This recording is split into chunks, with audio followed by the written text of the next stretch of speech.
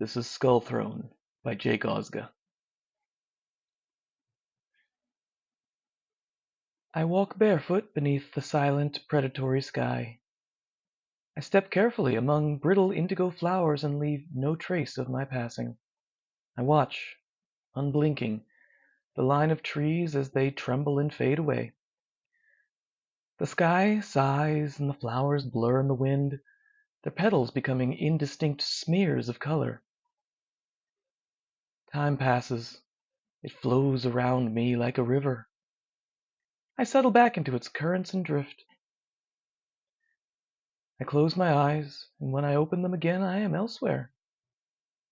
Day has turned to night, and in the weak light of the moon the grass is blue and ethereal. I crouch among it and become invisible. I whisper to myself, to live peacefully, we must live unseen. I whisper it over and over like a prayer. My mother taught me this when I was a little girl, when I was still a thing of flesh and blood. There is no sound in this realm of death, the place I once called home. There are no birds, no insects, just the barest breath of the wind. I listen. Any moment now. Here they come. Dark shapes separate from the deep blue shadows of the tree line and walk into the field, down where the grass is shorter. I am as still as a mouse, and if I breathe, it is not so anyone would notice. There is a new sound, the sound of something scraping. It does not belong here. It is so vulgar in this place. 3 men walk under the light of a burning timber, most likely taken from a homestead nearby.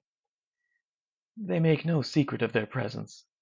The first of the 3 drags a long girl by her hair. A second is lost in the shadows at the edge of the field, a darker shade. Moonlight picks out the edges of his form. It reflects on sharp corners and cutting angles. The third pulls behind him a great axe with hooks and barbs that furrow the earth as he walks. I watch as they make the girl kneel in the gently swaying grass. She's like a bird, so skinny and delicate. Her bare arms and legs are almost translucent in the light of the waning moon.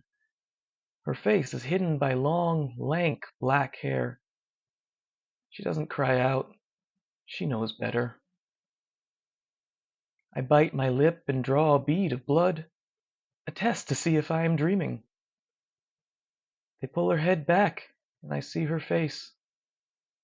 Her wide, dark eyes seek out my hiding place, and just for a heartbeat, her gaze meets mine.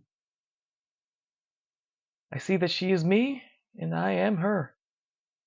I am her, and I am there in the field, and they hold me by the hair as I kneel, and I am scared, but not for myself. And then the axe swings just once, and my head comes away from my body, which topples lifelessly, like a broken doll to lie discarded in the grass. I gasp, and the 3 men turn to look towards where I lie hidden, but they do not see me. The second man takes my head and ties it to his belt.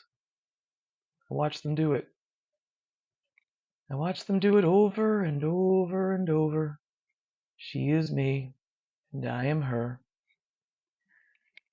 I lie down and curl into a ball. The scraping sound is changing and getting louder. From here, I know, things only get worse. I close my eyes. Behind my eyelids, the edifice looms from the pulsing, rusty haze. It is cyclopean, limitless, the color of dried blood. There is a thunderous noise that I feel in the base of my skull, that I hear in the bone behind my eyes. It sounds like a boulder dragged across gravel or broken glass, but repeated 10,000 times. I squeeze my eyes tight, but the shape of the monolith is revealed to me. A monumental throne, built from skulls in numbers beyond my ability to comprehend. They grind against each other like teeth under the weight of the throne's occupant.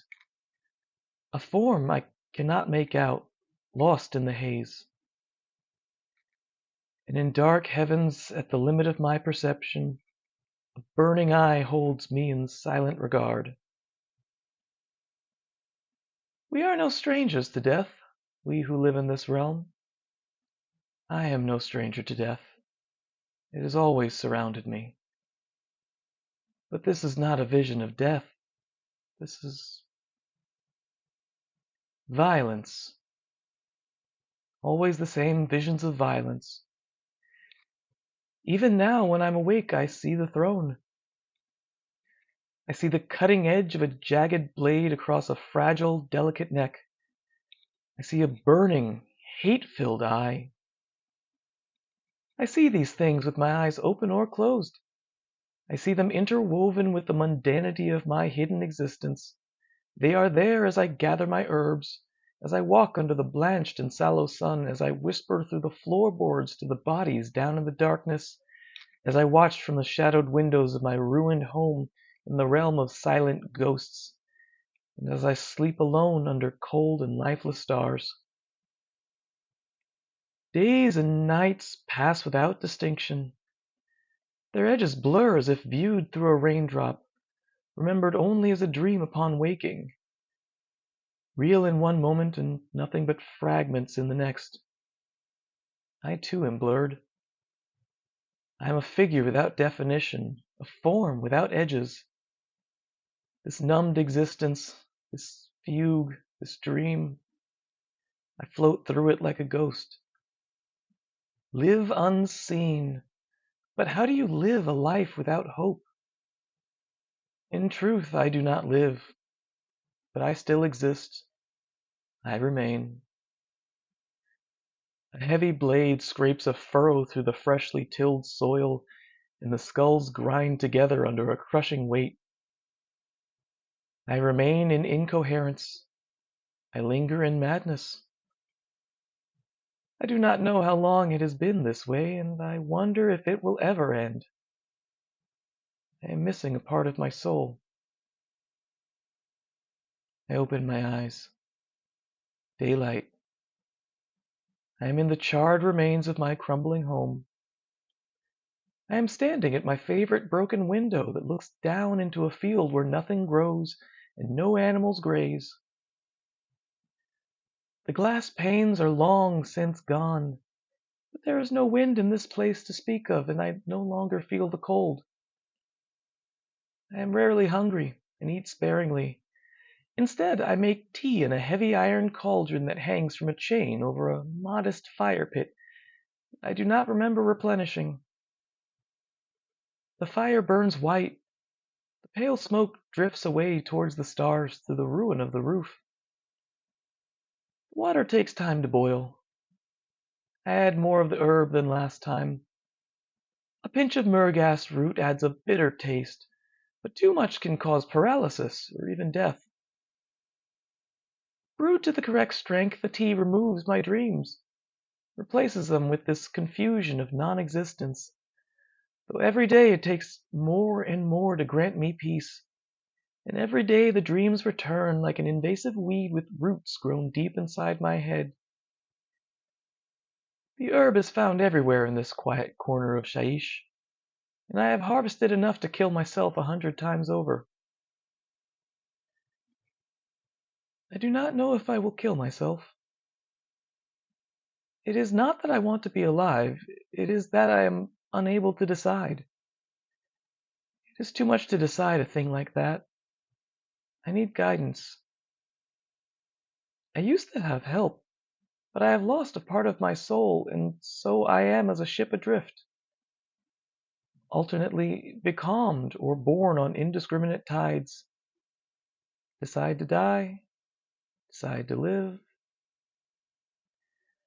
I see 3 shapes emerge from the shadows at the edge of the field. I quickly drink the tea and feel its effects immediately. The figures blur into nothing. The world loses its hard edges. I deliquesce. I slip away. Wait, wait. I wade back towards the shore from some impossible dreamless depth. Something has disturbed me from my sleep. Some primal instinct sets my heart fluttering as if a predator's shadow has fallen upon me. I lie awake on my cot and listen. There is something far away. I hear a man's voice, raised in rough song. It echoes across this silent dead land. This is new. My dreams have never sung before. I walk to the broken window. I move carefully, barefoot on the fragile, fire-blackened floorboards that creak and splinter at my passing, tiptoeing so as not to disturb the bodies as they rest beneath me. I do not know if it is morning or evening. There is pale light as the sun swims weakly across a liquid sky that is always the same ashen gray, faintly diffused with smudged silver stars. The fields are smothered in a funeral shroud of mist, and I see nothing and no one. But still I hear the song. It is a chant, vulgar and brutal. It does not belong in this place. I stand in the doorway and watch the shadows as they coalesce and pool together. And from the mist there comes a man. There comes a man, tall, swaggering, alone. He sings his barbaric song with words I do not understand. He wears the piecemeal red armor of the invaders, so deep in color that it first appears black. To live peacefully, I whisper. To live peacefully. My voice trails away. This is something new. I try to think what I should do. I should hide. I should remain unseen, but instead I sit in the doorway and watch as he turns to walk towards the house. I should fetch my mother's spear, but it is too much to contemplate, and instead I close my eyes. And when I open them, he is approaching me. He is a new vision. So things do change after all. A part of me is relieved. I bite my lip and taste the metallic tang of blood, but I do not wake up. Open your eyes, I say to myself, open your eyes. But they are open. I should run. But instead I sit and I think it would be the easiest thing in the world to die now. He does not stop his song as he takes a handful of my hair and drags me back into the charred bones of my house. With his free hand he beats the heavy iron armor on his chest, a percussive crash to accompany his chanting. I watch the stars as they blink out in the heavens. I watch the tea as it boils in the heavy iron pot on the last embers of the fire. Am I to be forever a spectator at my own death? Decide to fight, decide to die. Even in these final moments, it is too hard to consider. He throws me ahead of him, and I fall awkwardly beside my bed, scraping my knees. He draws the sword he wears across his back, an ugly, pockmarked blade with a single, well-notched edge. He removes his helmet, and I see he is a young man, not much older than me. He has stopped singing. His jaw is ruined from some old injury that has healed badly, and the wound is only partially disguised by a tangled black beard. He says something in a tongue I struggle to understand.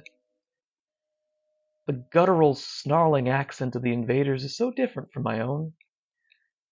But I know what he intends. I see myself on my knees. This has happened before. Different, but the same. Time repeats itself.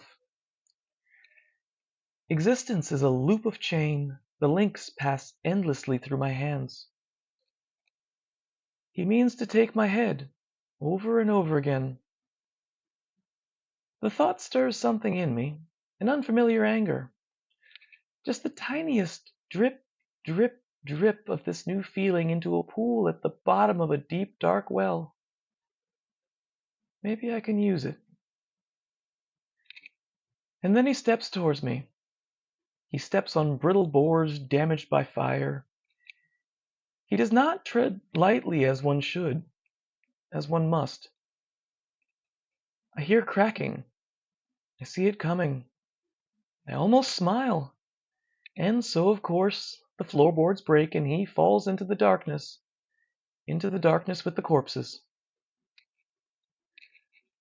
I touch my neck cautiously, but I am intact. I cock my head and listen, waiting for the grinding that heralds the vision of the skull throne, but it does not come. This is something new. The man is hurt, a bone broken in the fall perhaps. There is cursing and moaning, ugly words and sounds that have no place here, and which make me want to retreat somewhere hidden and silent. But instead I sit at the edge of the hole, legs dangling into the darkness below, and watch him. He is struggling to get his arm free of some splintered wood that has pinned him in place. His leg is bent the wrong way. Please be quiet, I whisper. But he does not hear me, and he continues his awful noise. I consider the situation for a while. Then I stand and stoke the fire that has cooled in the fire pit. I add new bundles of kindling, taken from the thickets near the house, and then cuttings of the gray wood that I keep in a basket near the door, and I wait for the fire to catch and get hot, and the water in the cauldron to boil. And then I push the whole thing over so that the cauldron falls and spills down into the hole. There is more screaming, louder now, and then finally there is silence. I watch the last of the water trickle over the broken floor for a moment. Drip, drip, drip. Then I go back to my cot and fall asleep. Later, as I lie in my bed, I talk to him. I ask him what happened to his jaw, but he does not reply. I lie and watch the stars and imagine him injured in a duel with some brutish rival. I try to remember the song that he sang, but when I attempt to whistle it, it does not sound right at all. It has been some time since I checked on him, some days perhaps. It is so easy to lose track. In the hole, the moaning sometimes resumes, but not for so long that I need to boil any more water. I leave the cauldron where it lies. I do not numb myself with tea. I feel different. I'm feeling more and more different all the time.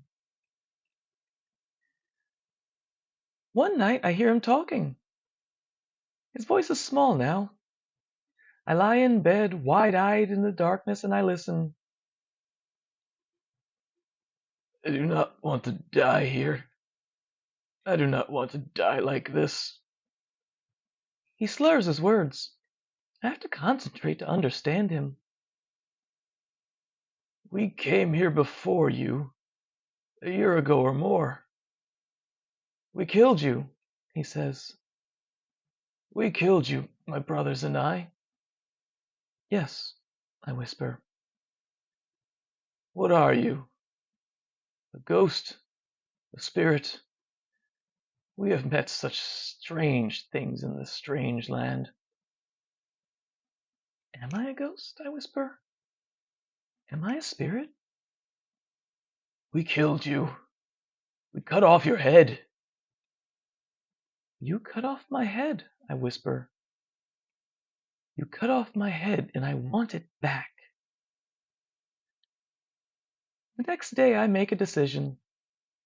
I rise from my bed, and I retrieve my mother's spear, and I step down into the cellar, barefoot among the debris and the bodies. He is still trapped by a beam of splintered wood that tears into the meat and muscle of his arm when he tries to move. His leg is twisted. He has stripped off most of his armor until he is naked, and his skin is pink and cross-hatched, with raw and bloody fingernail marks where he has scratched at his blisters.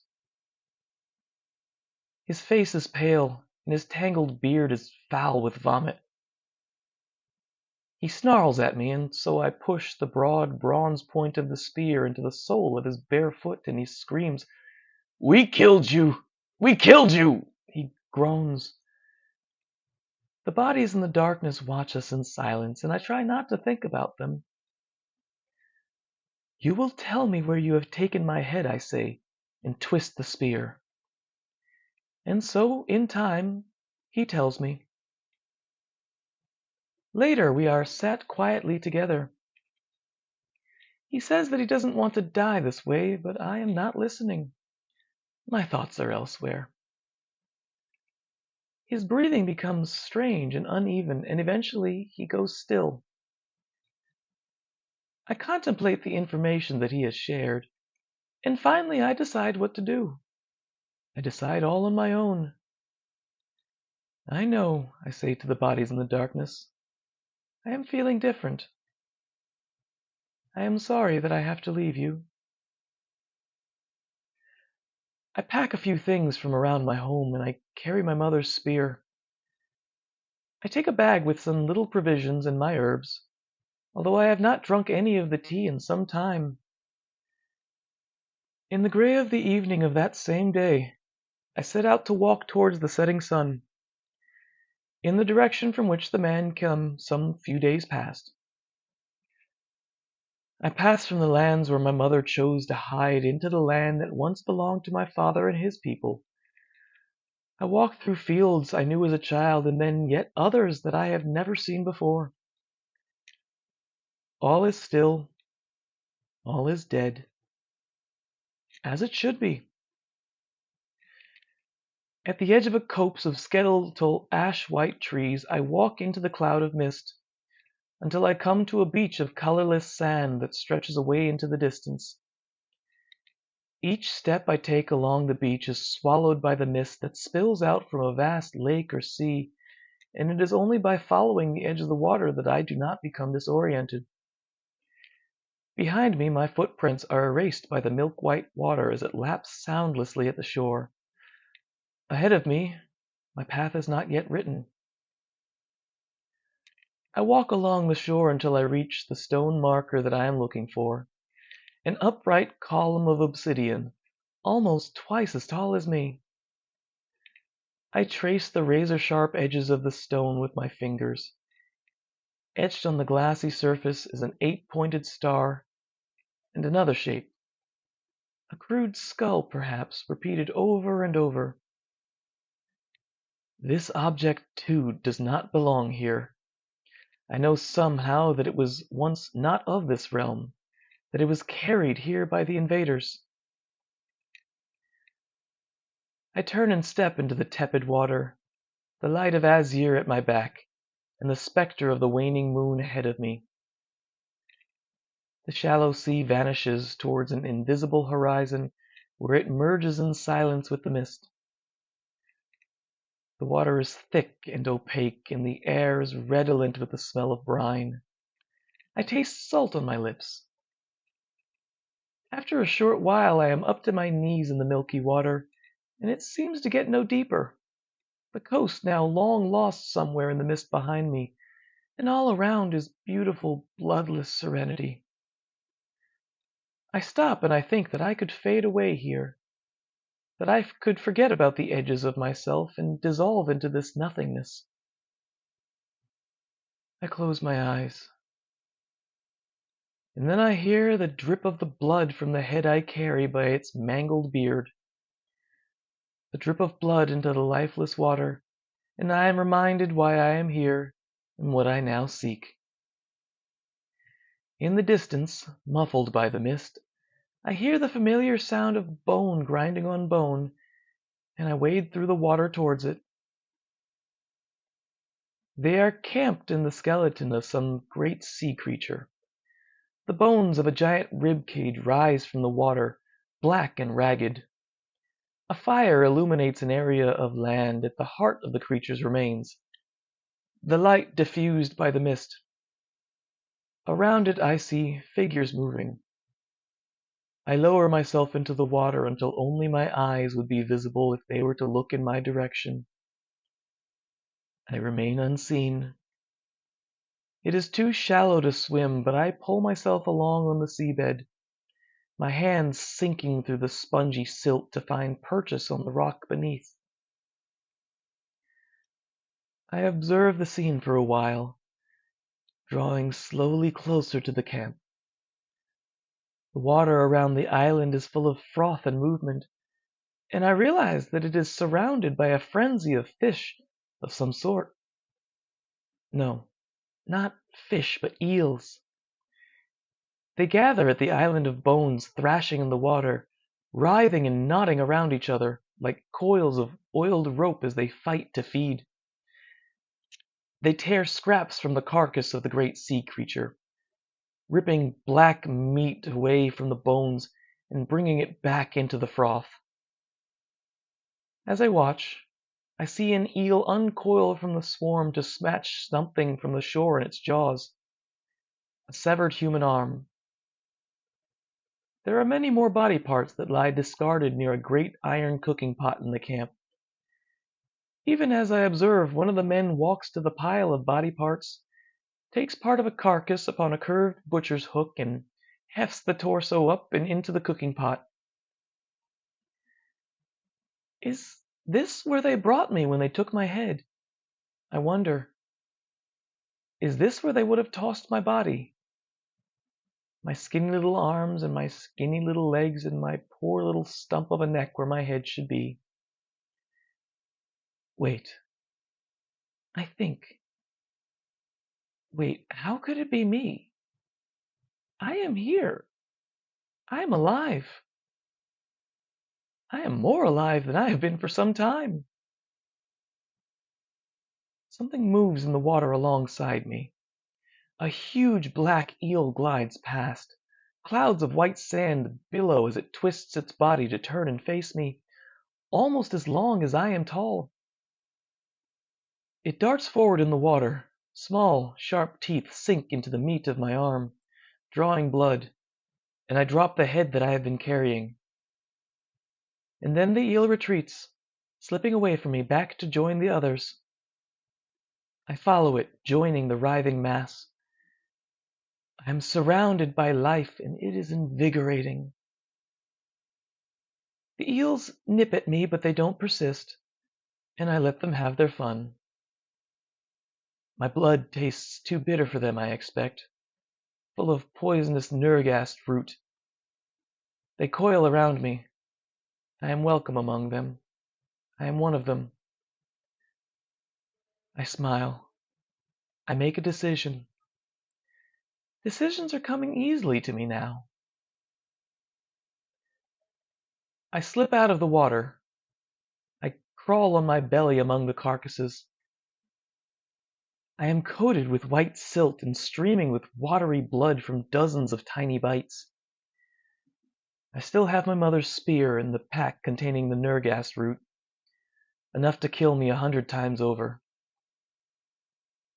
The men in the camp are fighting among themselves, violent games and duels. I think of the man in the cellar of my house, how his jaw was ruined. I think of his violent life, and I think, well, my life has not been without violence. I had thought to offer it as a trade, but it doesn't matter now. I throw the poisonous herbs into the cooking pot, 3 handfuls. It floats for a moment in the scum on the surface of the stinking rust-colored stew, then sinks. I lie among the body parts. The men grunt and brawl late into the night, their voices muffled by the mist. They pause only to eat their cannibal feast.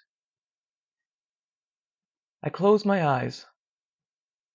Bone grinds on bone as the skull throne looms, but I remain unseen here among the dead. To live peacefully, I whisper. I feel something warm inside my chest. It is a new and fragile and alien thing, and I realize after a while that it is an ember that could in time become something good, and I nurture it within me as I lie among the bodies, warmed by the glow of the cooking fire as it slowly burns down to ash. In time, the warriors sleep. I am so tired now. I fade away. In the morning, I am the only one to wake. The new day brings with it a change of atmosphere, and I almost do not recognize where I am. A cloud of choking sand is gathered to suffocate this evil place. The red light of the throbbing, heartless sun turns the air to deep rust. I walk through the haze, among the black bones of the camp. I tread carefully, barefoot among the men that lie here and there, and I leave no trace. Some of them are alive. Their chests rise and fall. Their eyes are open, but they cannot move, and so they watch me as I pass. Most are dead. I tiptoe so as not to disturb the bodies. I hum the song that the bearded man once sang as he dragged me by my hair. I can't quite get it to sound the same. It is confused somehow, distorted. To my ears, my variation sounds better. In the heart of the camp, one of the invaders sits slouched in a chair crudely formed from black, glossy stone. A great axe, covered in cruel hooks and barbs, lies at his feet. His eyes follow my movements. His pupils pin-prick vortexes in the bloodshot whites of his eyeballs. His fingers twitch, the muscles in his neck are bunched, the cords so prominent they look like they might snap. His jaw works slowly from side to side, like cattle chewing cud. My father once had cattle, back when I was little more than a babe. He is trying to talk. I wait patiently. What vision is this? His speech is slurred. What strange vision? Are you a demon, come to me born in blood? Your kind are welcome here. I look down at myself. The white mud that coats me is dry and cracked and stained with blood. I laugh and the sound startles me. It is so loud. Am I a demon? No, no. I am just a girl. There is silence for a while. His fingers continue to contract and stretch as he wills his body back to life, fighting against the paralysis. His eyes are so full of hatred and rage. It must be wonderful to feel so intensely, to conjure such emotions out of nothing. Around us, the red haze closes in until we are the only two beings in existence. All else is obscured by a miasma of sand, the color of dried blood. Just a girl, He rasps. What are you doing here, girl? Do you come to die? I think on this. It is not an easy question to answer. Don't you recognize me, I ask? You took my skull. You cut off my head with your ugly axe. I am here to take it back. Even as I say it, I know the words are not true. They are confused and out of shape, like the half-remembered melody. No, I sigh. No, this is not right. I sit cross-legged in the sand. My head is in my hands. Not my skull, I correct myself. My sister. My twin. We were born on the same day, moments apart. Our mother said we shared a single soul, only moments older, but how much she must have learned in those few fleeting heartbeats before I joined her. How wise she was. How I looked up to her. At times it was as if we shared a single body, that we looked on the world with a single set of eyes. You cut off her head, I say, and I could only watch. I hear the grinding of bone on bone. It echoes around this place. I feel it in the nape of my neck and behind my eyes. I can taste violence in the air. Violence poisoned this hidden corner of the realm when I was just a child. Violence bled into our lives from some other place, carried by invaders. My father did not survive it. My mother kept us hidden for a time, but my sister was my guide when I could not have survived on my own, when I struggled to understand and to make decisions. She was the guiding force, and I merely a passenger. She was so brave to carry this burden, and I was such a weight around her neck, and worse, a liability. Because I could taste this violence in the air, even as a child I could taste it, and because I did not hate the taste. He starts to speak again, but I am not listening. I stand slowly and take the axe and drag it behind me to the first of the bodies, the first of the men that litter the camp. The axe is so heavy I struggle to lift it above my head, and when I let it drop it is with weight enough to cut bone. It is hard work. One cut is not enough. Some of the men are not yet dead, but it is all they can do to watch me as I approach. Their eyes are full of hatred and something that might be fear. Would my sister have stayed my hand, I wonder? My sister was full of kindness and compassion, but I have never truly understood those things. It takes me most of the day, but I gather their heads. The heads of all that came here, invaders in the realm of the dead. I have to pause frequently to rest. It is hard work, but it must be done. I take their heads and bring them to the center of the camp. You make of these an offering. The seated man growls. This is as it should be. His voice is no longer slurred. He has watched me as I have worked, his head turning to follow my movements even as I cut the heads from the men that he commands. An offering, I say. I offer these in exchange for my sister's skull. You should be on your knees. His face is so full of hatred and contempt. There are flecks of bloody saliva at the edges of his mouth. He begins to stand. I will consider your request if you beg. It is not meant for you, I say. Before he can rise, I push the tip of my mother's spear into the soft flesh between his ribs, and I laugh at his shock as the blade pierces his heart. He does not stop hating, even as he dies, as he first slumps forward on his seat, then topples to the blood-soaked sand. The grinding of skulls consumes me, overwhelms me. God of violence! I call out. I have to shout to make myself heard above the crushing waves of terrible noise. God of violence, I offer these to you. Your men, your champion, all in your name. High above in dark heavens, the blood-red sun is now a burning eye that holds me in hateful regard. I do not shy from its attention, and I know that this is still not enough.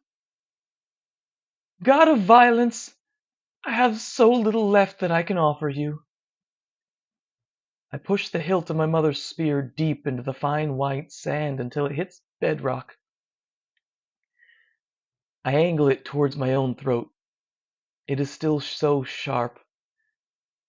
The tip draws a bead of blood, and I know that I am not dreaming. Decisions come so easily to me now. My parents would be so proud of what I have become. Goodbye, Mother. Goodbye, Father. I am sorry I troubled you, and I'm sorry I didn't visit you down there in the dark. My sister, my soul, I will see you soon. I am crying. It is a rare and beautiful gift to feel such emotion. All I ask is that we may gaze upon each other, and the dark heavens shrug in acquiescence. I hold the shaft of the spear tight in trembling hands, and I push myself forward with all my strength, and I push and I push and there is a noise like that I feel in the base of my skull, that I hear in the bone behind my eyes. It sounds like a boulder dragged across gravel or broken glass, repeated 10,000 times. The skulls of the skull throne grind against each other, unceasing, forever, and we are together again. That was Skull Throne, an extract from Castle of Blood, authored by Jake Ozga.